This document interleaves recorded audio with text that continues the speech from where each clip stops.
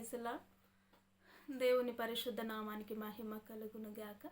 చక్కటి అవకాశాన్ని దయచేసిన దేవాతి దేవుడికి ప్రత్యేకమైనటువంటి వందనాలు తెలియచేస్తూ ఉంటున్నాను. ఈ ప్రత్యేకమైనటువంటి సమయంలో పరిశుద్ధ గ్రంథంలో నుండి చిన్న లేఖన భాగాన్ని మనం చూసుకుందాం. ప్రతి ఒక్కరూ ఏకీభవించినట్లయితే లేఖనాన్ని మనం చూసుకుందాం. మొదటి రాజుల గ్రంథము 2వ అధ్యాయము 1 నుంచి కొన్ని వచనాలను చూసినట్లయితే, దావీదునకు మరణకాలము సమీపింపగా అతడు తన కుమారుడైన సొలొమోనునకు ఇలాగూ ఆజ్ఞ ఇచ్చెను.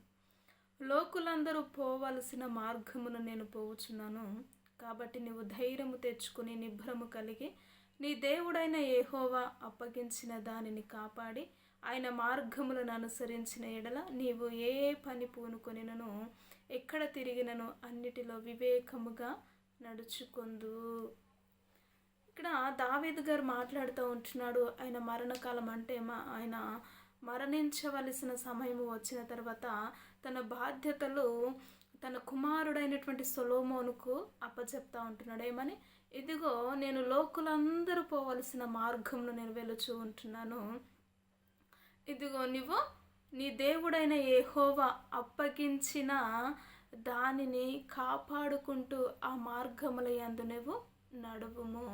అప్పుడు నువ్వు ఏ పని చేసినను కూడా అది సఫలము జరుగుతూ ఉంటుంది, ఆ పని జరుగుతూ ఉంటుందని దావీదు గారు తన కుమారుడైనటువంటి సొలొమోనుకు చెప్తా ఉంటున్నాడు కదా.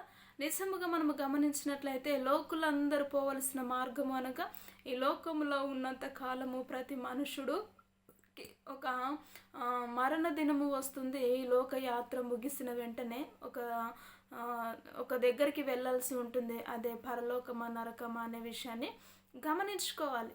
కాబట్టి దావీదు గారు ఏ విధమైనటువంటి మార్గములో నడిచాడో, ఏ దేవుణ్ణి సేవించాడో, ఏ జీవము కలిగిన దేవుణ్ణి వెంబడించారో ఆ జీవము కలిగిన దేవుని కొరకు తన కుమారుడైనటువంటి సొలొమోనుకు చెప్తా ఉంటున్నాడు. ఏమని? ఇదిగో జీవము కలిగిన యెహోవాను, ఇగో నీ దేవుడైన యెహోవా నీకు అప్పగించిన పని నువ్వు కాపాడుకో. నీ యొక్క ఆత్మీయ జీవితాన్ని నువ్వు కాపాడుకో. దేవుని సన్నిధిలో నువ్వు ఏ విధముగా నడుచుకున్నావో, ఆయన నేను ఏ ఉద్దేశములు కలిగి నీ లోకంలో నిన్ను ఏర్పాటు చేశాడో లేక పుట్టించాడో వాటన్నిటిని నువ్వు కాపాడుకొని ఆయన ఆజ్ఞల యందు నువ్వు ఎప్పుడైతే నడుస్తావో, ఇదిగో నువ్వు ఈ లోకంలో దేవుని యందు విషయంలో ఏదైతే పనిని నువ్వు కొనసాగిస్తావో దేవుడు ఆ పనిని కొనసాగిస్తాడు లేక కార్యమును చేస్తాడు అని చక్కగా మాట్లాడుతూ ఉంటున్నాడండి. నిజముగా మనము కూడా నేటి దినాల్లో జీవము కలిగిన దేవుణ్ణి వెంబడిస్తూ ఉంటున్నాం. ఆయన నీతి ఆయన రాజ్యమును మనము వెతుకుతూ ఉంటున్నాం. కాబట్టి మన పిల్లలకి కూడా మనము బోధించే వారమై ఉండాలి కదా. తల్లిదండ్రులైనటువంటి వారు బిడ్డలకు చెప్పకయే ఎంతోమంది ఈ లోకంలో నశించిపోతూ ఉంటున్నారు. ఫోన్కి అడిక్ట్ అయ్యలేక, ఇష్టానుసారముగా మత్తు పదార్థాలకు లేక ఎన్నో లైంగిక సంబంధముల చేత వారి జీవితాలను పాడు చేసుకుంటున్న వారు ఉంటున్నారు కదా. కాబట్టి నడవవలసిన మార్గమును మనము మన బిడ్డలకు బోధించాలి.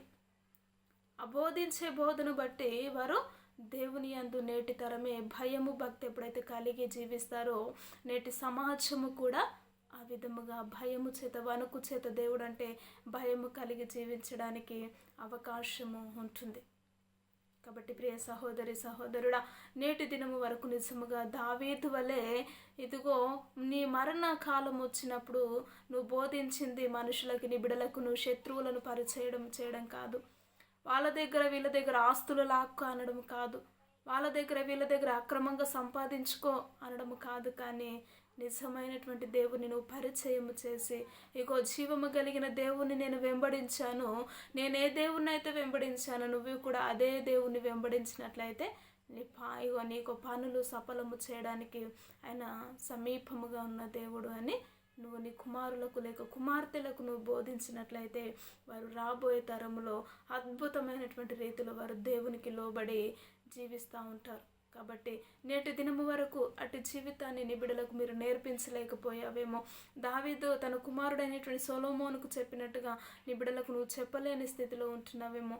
దయచేసి ఈ రోజు నుంచైనను నీ బిడ్డలను పెంచవలసిన మార్గమును, బోధించవలసిన బోధను వానికి నేర్పించినవా అయితే వాడు పెద్దవాడైనాక దాని నుండి తొలగిపోడు అనే వాక్యము తెలియచేస్తూ ఉంటుంది. కాబట్టి అటు జీవితము మనమందరము కలిగి ఉండులాగున ప్రార్థన చేసుకుందాం. స్తోత్రములు సర్వశక్తిమంతుడా, నిజముగా ప్రభా. లోకయాత్ర ముగిసినప్పుడు దావీదు గారు తన కుమారుడు యెహోవా మాటను ఆలకించి దాని ప్రకారము నడుచుకో, అప్పుడు నీ జీవితంలో అన్ని పనులు సఫలమవుతాయి అని మాట్లాడుతూ వచ్చారయ్యా. నిజముగా మేము సేవిస్తున్న దేవుడవు కూడా నువ్వు సత్యవంతుడవు కనుక మేము మా బిడ్డలను ఏ విధముగా నీ సన్నిధిలో పెంచాలో, పోషించాలో అటు దేవా ఆత్మ నడిపింపును కూడా అయ్యా మేము కూడా మా బిడ్డలకు బోధించుటకు నీ కృపను కనికరమును మీరు చూపించి రాబోయే తరానికి చక్కటి తరాము వారిని ఏర్పాటు చేయుటకు ప్రభా అటు జ్ఞానమును అయ్యా అటు కృపను ధన్యతను మీరే మాకు మీరు దయచేస్తారని నమ్ముతూ విశ్వసిస్తూ యేసుక్రీస్తు ఉన్నతమైనటువంటి నామములో ప్రార్థించి అడిగి వేడుకుంటున్నాము తండ్రి. ఆమేన్. Praise Lord. ఈ యొక్క వీడియో నచ్చినట్లయితే లైక్ చేయండి, షేర్ చేయండి, కామెంట్ చేయండి. ప్రైజ్ లార్డ్ అందరికీ.